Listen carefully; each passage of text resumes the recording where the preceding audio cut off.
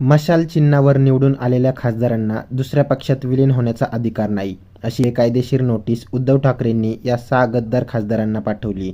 त्यानंतर आज लगेच एकनाथ शिंदे या 6 गद्दारांना घेऊन दिल्लीत अमित शहांच्या दरबारात पोहोचले. यावरून सिद्ध झालं की अमित शहा शिंदे गटाचे पक्षप्रमुख आहेत. कन्हैया कुमार बरोबर बोलले होते. कोण आहे एकनाथ शिंदे? या माणसाला काही आत्मसन्मान, राजकीय प्रतिष्ठा आहे का? आज अमित शहा एक फोन करून म्हणाले, एका पायावर उभा राहा, तर शिंदे लगेच उभे राहतील. जर शहा म्हणाले डोक्यावर उभे राहा, तर शिंदे डोक्यावर पण उभे राहतील. या माणसाला थोडी तरी लाज आहे का? ठाकरेंचे कट्टर शिवसैनिक अनिश गाडवे यांनी सुद्धा शिंदेंची लाज कशी काढली, चला बघूया. काल तुम्ही पाहिलात, शिवसेना उद्धव बाळासाहेब ठाकरे या पक्षाद्वारे, या राजकीय पक्षाद्वारे एक कायदेशीर नोटीस बजावण्यात आली. 6 खासदारांना ही कायदेशीर नोटीस गेली त्यांच्या ईमेल आयडीवर, त्यांच्या दिल्लीतल्या पत्त्यावर, त्यांच्या महाराष्ट्रातल्या पत्त्यावर.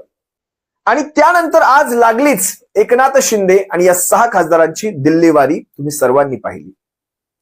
दिल्लीमध्ये अमित शहांचा आशीर्वाद घेण्यासाठी त्यांच्या आशीर्वादाचं नाव पुढे करून, तसे आशीर्वाद हे वारंवार घेत असतात, त्यांना त्याची गरज आहे. अमित शहा हे एकनाथ शिंदे आणि त्यांच्या गटाचे हे जनक आहेत, निर्माते आहेत. आपल्या जनकाकडे त्यांना वारंवार जावं लागतं, त्यांचे आशीर्वाद घ्यावे लागतात. आणि हे त्यांनी स्वतः सांगितलेलं आहे, हे आपण म्हणत नाही आहोत. तुम्ही जर ऐकलं नसाल, त्यांच्या आजच्या प्रेस कॉन्फरन्सची सुरुवातच त्यांनी अमित शहांचा आशीर्वाद म्हणून केलेली आहे. पहा हा व्हिडिओ. शिवसेनेसोबत आल्यानंतर अमित भाईंना सदिच्छा भेट म्हणून आम्ही त्यांचे आशीर्वाद घ्यायला गेलो होतो. अमित शहांचे, अमित भाईंचे आशीर्वाद. आता अमित भाईंचे आशीर्वाद म्हटल्यावर तुम्ही हा विचार कराल की एकनाथ शिंदे आणि अमित शहांच्या वयामध्ये फार अंतर असेल. हे दोघेही समवयस्कर. आता काय म्हणावं, यांना आशीर्वाद घ्यायचे, घेऊ द्या.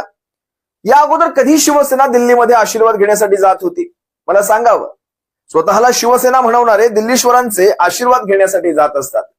स्वतःच्या खासदारांना म्हणतात, आमच्याकडे आलेले खासदार हे आमचे खासदार, स्वतःचे खासदार. स्वतःच्या खासदारांना कुठल्या पक्षाचा नेता असा घेऊन जातो आशीर्वाद घेण्यासाठी तिसऱ्या माणसाचे? शिवसेनेच्या जीवावर निवडून आलेले ते 6 खासदार होते. 6च्या 6 खासदार. लक्षात घ्या, ही सारी मंडळी या सर्वाची फार मोठी किंमत मोजणार आहेत भविष्यामध्ये. 2 वर्ष त्यांना आपली खासदारकी वाचवून घेऊ द्या. 2 वर्ष त्यांना आपल्या खासदारकीवर मजा मारून घेऊ द्या.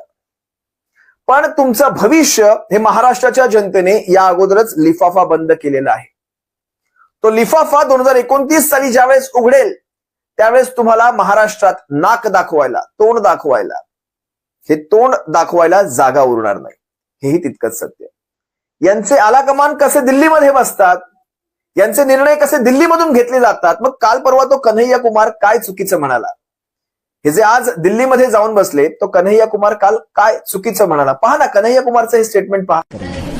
देखिए, अव्वल तो जो है ना, मुझे ऐसे लोगों पे कोई बयान देने की जरूरत नहीं है जिनका अपना कुछ है ही नहीं.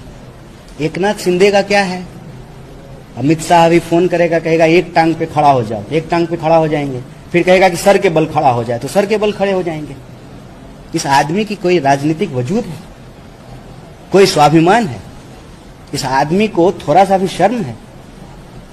इस देश में गौरवशाली मराठा इतिहास है. उसकी राजनीति से निकला हुआ व्यक्ति आज अमित शाह के चरणों में सरेंडर है. बरं, फक्त एकटा कन्हैया कुमार नाही, तर नाना पटोले सुद्धा काही दिवसांपूर्वी मुंबई तकच्या त्या इंटरव्ह्यू मध्ये हे स्टेटमेंट बोलून गेलेले आहेत. नेमकी कसली भीती आहे मनामध्ये माहित नाही. शिवसेनेची नोटीस येते, यांच्या दिल्ली वाऱ्या होतात. नेमकं काय आहे त्या नोटीसमध्ये? नेमकी कसली भीती वाटते यांना या नोटीसची? जोपर्यंत केंद्राचे हात यांच्या डोक्यांवर आहेत, जोपर्यंत केंद्राचे हात यांच्या पाठीशी आहेत, तोपर्यंत ही माणसं सेफ आहेत. जरा नाना पटोले काय म्हणाले एकदा पहा. पण त्यावेळेस भाजपने सांगितलं होतं की आमची सत्ता राज्यात आणि केंद्रात आली, बहुमताची सरकार आली, तर आम्ही वेगळा विदर्भ करू. मला वाटतं की गडकरी साहेब पण त्याला पुढाकारी होते, सत्तेमध्ये आहेत. आणि आता बहुमताचं सरकार राज्यात आणि केंद्रात आहे. त्यामुळे आता त्याला प्रतीक्षेची वाट बघण्याची गरज नाहीये. उद्या निर्णय घ्या. ते बहुमत म्हणतात म्हणजे त्यांच्या एकट्याच्या जोरावरचं बहुमत, कारण शिवसेना वेगळ्या विदर्भाला त्यांना साथ देणार नाही. अरे वा, धन्य.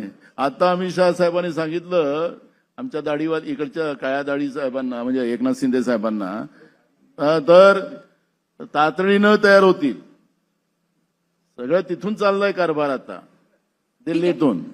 इथून काहीच चाललेलं नाही. नाना पटोले काय चुकीचं म्हणाले? अमित शहांच्या कुठल्याही आदेशाला विरोध करण्याची ताकद एकनाथ शिंदेमध्ये नाही. पत्रकारांनी त्यांना एक महत्वाचा प्रश्न केला. पत्रकार म्हणतायत एनडीएत शरद पवारांच्या पक्षाचा प्रवेश होणार आहे का? शरद पवारांच्या पक्षाचा एनडीएत प्रवेश जर झाला तर तुम्ही त्याचं स्वागत करणार आहात का? इतका सुंदर प्रश्न विचारला आणि या प्रश्नावर यांचा सपशेल क्लीन बोल्ड झाला. यांचं उत्तर पाहून घेऊ, बघू, तेव्हाचं तेव्हा ठरवू हे जर असतं तर एक वेळ राजकीय प्रगल्भता कळली असती. पण यांनी याच्यामध्ये उत्तर काय दिलं? अतिशय ऐकण्यायोग्य उत्तर आहे. हे म्हणाले एनडीए मध्ये कुणाला घ्यायचं, कुणाला ठेवायचं, कुणाला काढायचं याचा सर्वस्वी अधिकार हे देशाचे पंतप्रधान नरेंद्र मोदी आणि त्यानंतर अमित भाई शहा यांना आहे. मला नवल वाटलं.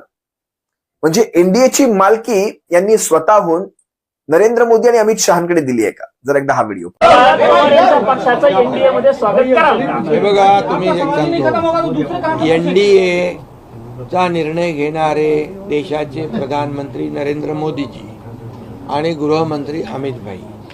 त्यामुळे एनडीए मध्ये कोणाला प्रवेश द्यायचा, कोणाला सोबत घ्यायचा हा अधिकार त्यांचा आहे. म्हणजे एनडीएची संपूर्ण मालकी आता अमित शहा आणि नरेंद्र मोदींकडे आहे. आणि हे सारे बसणारे मग हे कोण आहेत? इतर जे पक्ष आहेत ते घटक पक्ष. आम्ही जे वारंवार म्हणत होतो या सगळ्यांचा जनक हे केंद्रातली दोन माणसं आहेत. हे आम्ही काही चुकीचं म्हणत होतो का?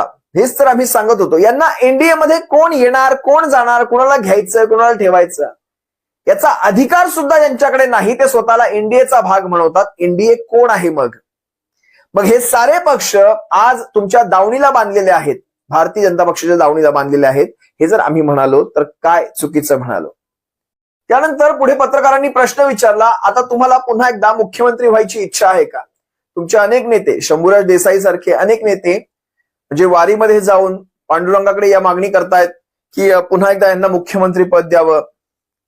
ज्यावेळेस हा प्रश्न विचारला त्यावेळेस ते पत्रकारांना म्हणतात आता वॅकन्सी आहे का? वॅकन्सीचा अर्थ आता जागा आहे का? म्हणजे तिथे जागा, भरतीची जागा आहे का? म्हणजे ज्या वेळेस वॅकन्सी होती त्यावेळेस यांना मुख्यमंत्री पद मिळालं. आता वॅकन्सी नाहीये. याचा अर्थ लक्षात घ्या. वॅकन्सी म्हणजे जागा भरायची होती, ज्यावेळेस जागेची गरज होती, ज्यावेळेस या माणसाची गरज होती त्यावेळेस ती गरज वापरली गेली, याला मुख्यमंत्री पद दिलं गेलं. यांचा वापर करून शिवसेना फोडली गेली आणि त्यातून शिवसेनेला कमजोर करून भारतीय जनता पक्षाचं राज्य कशा प्रकारे येईल याची तजवीज करण्यात आली. ज्यावेळेस भारतीय जनता पक्षाचं राज्य आलं, वॅकन्सी संपली, यांना बाहेरचा रस्ता दाखवण्यात आला. हे स्वतःच्या तोंडाने कबूल करणारा हा पहिला महाराष्ट्रातला नेता मी पाहतोय. जर एकदा हा व्हिडिओ पहा. पंढरपूरची वारी सुरू आहे. पंढरपूरची वारी सुरू असताना अनेकांकडनं पांडुरंगाकडे साकडं घातलं जातं आणि त्यातले तुमच्या पक्षाचे नेते जास्त पुढे आग्रे असल्याचं बघायला मिळतंय. तुमच्या पक्षातील अनेक नेत्यांनी पांडुरंगाकडे साकडं असं घातलंय की राज्याचं नेतृत्व एकनाथ शिंदे यांनी करावं. शंभूराज देसाई असतील, बच्चू कडू असतील, तुम्हाला मुख्यमंत्री व्हावं अशी त्या सगळ्यांची इच्छा. तुम्ही मुख्यमंत्री व्हावं. आता वॅकन्सी आहे का? वॅकन्सी आहे का आता? सर वॅकन्सी तयार केली. अरे बाबा, मी सांगतो, तुम्ही ह्या सगळ्या गोष्टी प्रत्येक कार्यकर्त्याला वाटतं